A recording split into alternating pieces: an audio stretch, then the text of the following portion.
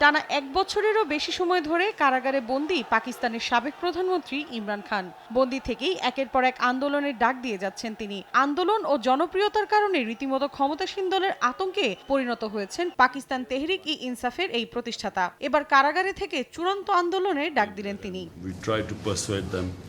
to come to some sort of a political settlement. Jio নিউজের এক প্রতিবেদনে বলা হয়, আগামী ২৪ নভেম্বর ইসলামাবাদ অভিমুখে পদযাত্রা করবে ইমরানের পিটিআই। ইসলামাবাদ মার্চের জন্য একটি কমিটি গঠন করেছেন তিনি। দাবি আদায় না হওয়া পর্যন্ত আন্দোলন চলবে বলেও জানান তিনি। শুধু ইসলামাবাদেই নয়, কর্মসূচি হবে পাকিস্তান জুড়ে। এছাড়া ইমরান খানের সমর্থকরা যেখানে আছেন সেখানেই হবে বিক্ষোভ। বিচার বিভাগের স্বাধীনতা ক্ষুণ্ণ সংক্রান্ত সংবিধানের ২৬তম সংশোধনী প্রত্যাহার এবং বিনা বিচারে গ্রেফতারকৃতদের মুক্তির দাবিও জানিয়েছেন পিটিআই নেতাকর্মীরা।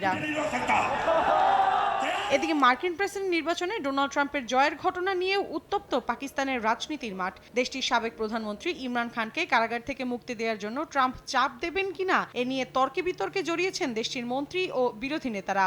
সংবাদ মাধ্যম প্রিন্ট বলছে, প্রেসিডেন্ট পদে ট্রাম্পের জয় পিটিআই এর সমর্থকদের মধ্যে আশা জাগিয়েছে। অর্ধেক পাউডারে দ্বিগুণ উজ্জ্বলতা।